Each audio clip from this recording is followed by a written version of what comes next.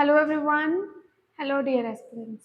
और कैसे हो आप? अभी अपने अपने घरों में अच्छे होंगे, स्वस्थ होंगे। तो आज हम करेंगे work, energy and power. Most important topic है फिजिक्स का, जिसे न्यूमेरिकल्स काफ़ी देखे जाते हैं। तो आज हम इसको बहुत ही अच्छे ढंग से करेंगे और कंसेप्ट को क्लियर करना है हमने यहाँ पे। ठीक है, कंसेप्ट को क्लियर करना है, न्यूमेरिकल्स करने हैं। एक क्लास आपके न्यूमेरिकल्स के रख लेंगे और साथ ही साथ हम इस पूरे चैप्टर के कंसेप्ट वाइज थ्योरी पढ़ेंगे, कंसेप्ट पढ़ेंगे और एग्जांपल्स देखेंगे कि किस किस तरह से वर्क, एनर्जी और पावर लग रही है। ठीक है, अब सबसे पहले आपके सामने आ जाता है, ये एक व्यक्ति है, बॉल को क्या कर रहा है, किक कर रहा है, कुछ एनर्जी लगा रहा है, कुछ वर्क कर रहा है, काम कर रहा है, कुछ ऊर्जा, कुछ शक्ति और कुछ काम, ऊर्जा, शक्ति और काम कर रहा है। अगर वो बॉल को किक कर रहा है तो उसे क्या करना पड़ा? यहाँ उसे कुछ किक करने का काम कर रहा है, वो एनर्जी लगा रहा है और शक्ति लगा रहा है ना। ये सारी चीजें वो कर रहा है। अब आगे देखते हैं, सबसे नेक्स्ट आगे। अब आप यहाँ पे देख सकते हो, सबसे पहले हमें वर्क के बारे में जानना काफी जरूरी हो जाता है यहाँ पे कि वर्क होता क्या है ना। वर्क होता क्या है? तो वर्क क्या होता है? वर्क होता है काम। अगर आप कोई काम कर रहे हो, आप में कोई एबिलिटी है कोई काम करने की, तो वर्क है। अब ये व्यक्ति है, जो ये वाला व्यक्ति है, वो इस बॉक्स को क्या कर रहा है भाई? धकेल रहा है, कुछ बल लगा रहा है। ठीक है, उसका ये बॉक्स इस पोजीशन पे था, उसने काम किया, एनर्जी लगाई, उसे यहाँ तक लेके आ गया, है ना। उसको यहाँ से धकेल कर यहाँ तक लेके आ गया। ठीक है, मैं यहाँ पे पेन कलर चेंज कर रही हूँ। यहाँ से वो इस पोजीशन से उसे धकेल कर आगे लेके आ गया। तो जो वर्क है, ऑब्जेक्ट को वो कोई भी ऑब्जेक्ट को आगे धकेलने की कोशिश करे कुछ बल के साथ। ठीक है, कुछ फोर्स लगा रहा है, कुछ जगह से, इस जगह से उसे आगे की तरफ लेके जा रहा है, यही आपका वर्क कहलाता है। तो वर्क जो है वो प्रोडक्ट होता है फोर्स इनटू डिस्प्लेसमेंट का।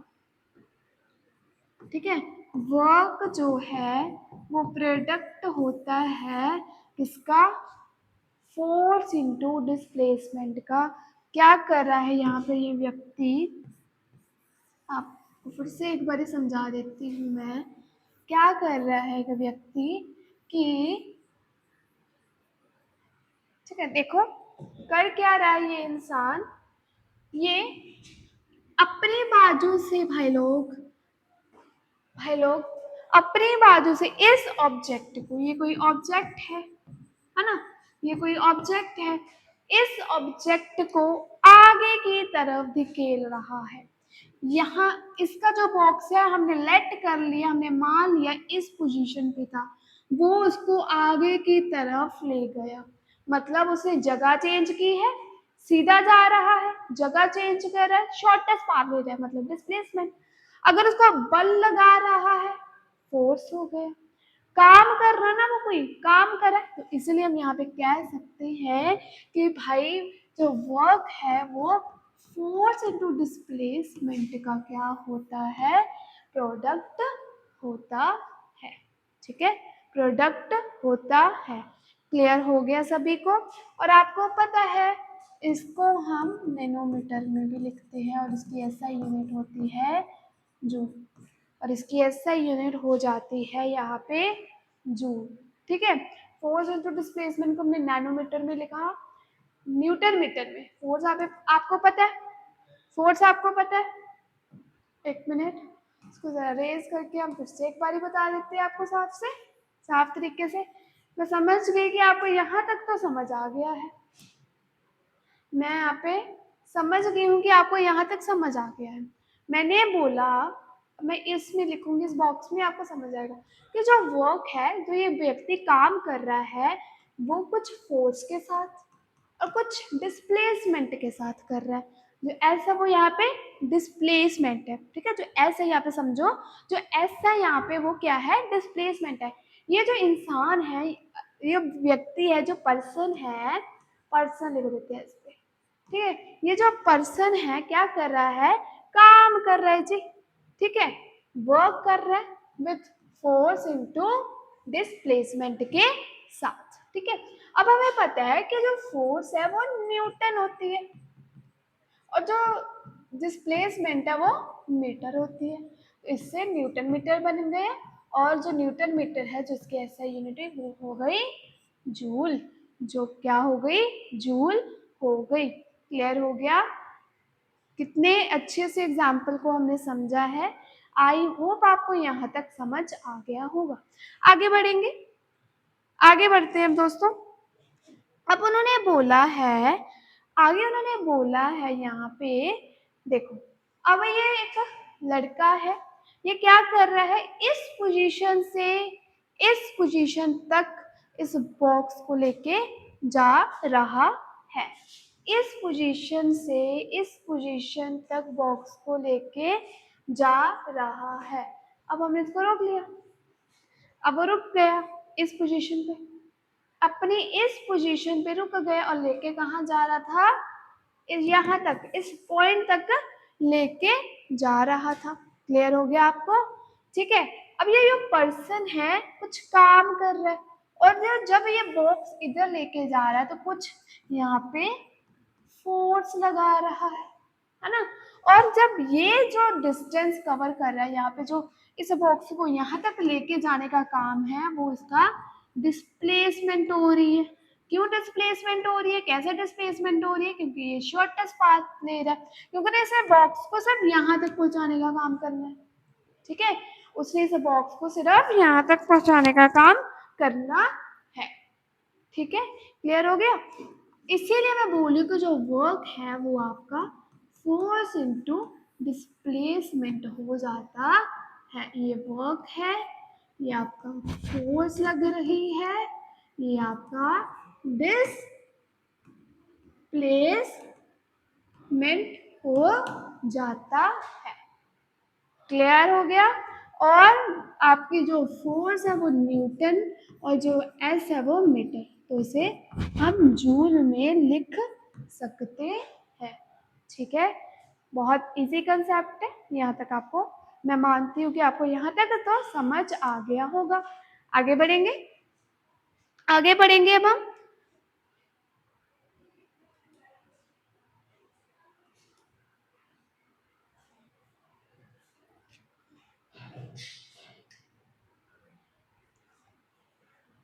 आगे है, अब आगे है वर्क, ठीक है। आगे है work. The measure of work is equal to the product of the applied force, the displacement of object and direction of the force. 1 minute. अब देखो, सबसे पहले आप देख सकते हो the measure of work is equal to, मैंने आपको पहले एग्जाम्पल में बता दिया है कि जो वर्क है वो प्रोडक्ट है किसी फोर्स का और डिस्प्लेसमेंट का। मतलब जितना वो काम कर रहा है और जिसके साथ वो पोजीशन को क्या कर रहा है, चेंज कर रहा है, मतलब शॉर्टेस्ट पाथ के साथ आगे लेके जा रहा है, वो आपकी क्या होगी यहाँ पे, डिस्प्लेसमेंट। तो आप डेफिनेशन देख सकते हो इसकी। और वर्क क्या है, एक स्केलर क्वांटिटी है और इसकी एसआई यूनिट क्या है, जूल। और वर्क जो है वो प्रोडक्ट हो जाता है फोर्स एंड डिस्प्लेसमेंट का, ठीक है। अब आगे, अब देखो, ये एक पर्सन है, ये इस मानस पे एक कोई भी बच्चा बैठा हुआ है, ठीक है। वो इसको क्या कर रहा है, यहाँ पे इस बॉक्स में डाल के झूला दे रहा है, इसने इस रस्सी को बांधा हुआ है, ठीक है। वो क्या कर रहा है, इस पे यहाँ से खींच रहा है ना, कुछ यहाँ से क्या लग रही है, फोर्स लग रही है। यहाँ से सीधे जब वो लेके जाएगा इसे, इधर से कुछ यहाँ पे क्या बन रहा है, एंगल बन रहा है। तो इट मीन्स जो आपका वर्क है वो अगर एंगल का निकालना हो तो वो क्या हो जाता है, force into displacement cos theta. जब आपको न्यूमेरिकल्स में ये आ सकता है, बहुत इंपॉर्टेंट है कि न्यूमेरिकल्स में ये क्या कर सकते हैं कि उन्होंने बोल देना कि ऐसे कोई बॉक्स पे बच्चा है, एंगल निकालो, वहां पे आपको थीटा की वैल्यू क्या होगी, दे रखी होगी। जैसे 30 डिग्री ले लो, मान लो यहाँ पे 30 डिग्री का एंगल बन रहा है, तो हमने कोस की जगह पुट कर देना है, डिस्टेंस आपको दिया होगा और आपने वर्क उसका निकाल लेना है। ठीक है, क्लियर हो गया।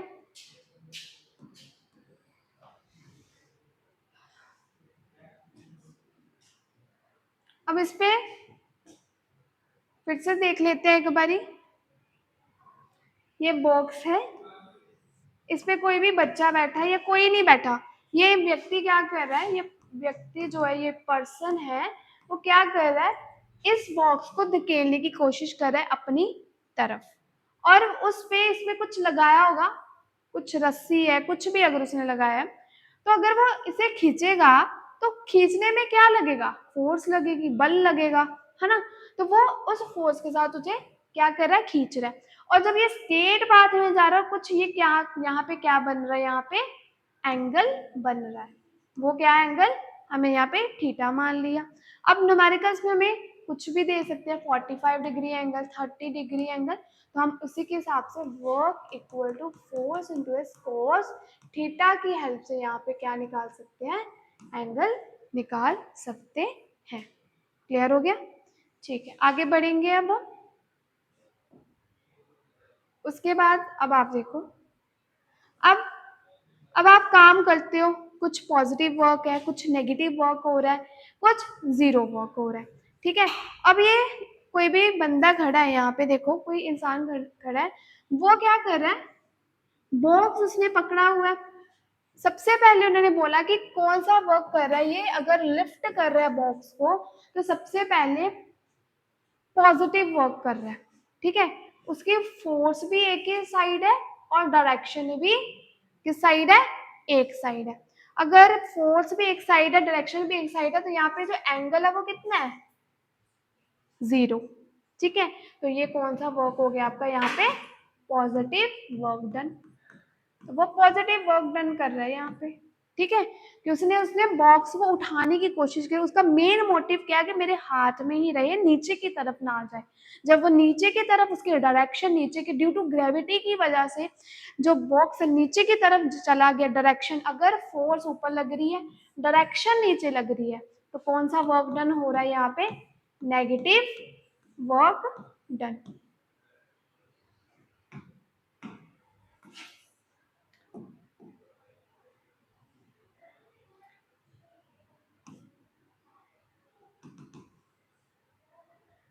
फोर्स भी से और डायरेक्शन भी, जो डिस्टेंस डायरेक्शन लग रहा है वो भी सेम। थीटा क्या है यहाँ पे, जीरो, तो पॉजिटिव वर्क हो रहा है। ठीक है, अब यहाँ पे वो बॉक्स फोर्स ऊपर लग रही है, ग्रेविटी की वजह से क्या हो रहा है, डायरेक्शन नीचे को।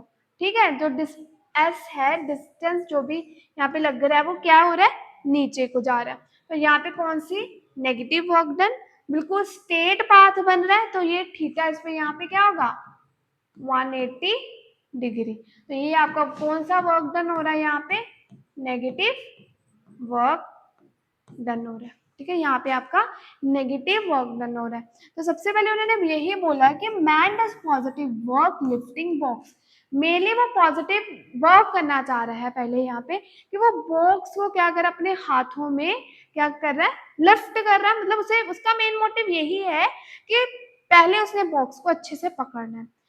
अब उसके नेगेटिव फोर्स कैसे लगी, ये बता सकते हो, कि जब आप बॉक्स को ऊपर, पर जो भारी वजन भी हो सकते हैं, उसके कारण उसका जो बॉक्स है वो नीचे की तरफ, ग्रेविटी की वजह से नीचे, आपको पता ना ग्रेविटी क्या करती है,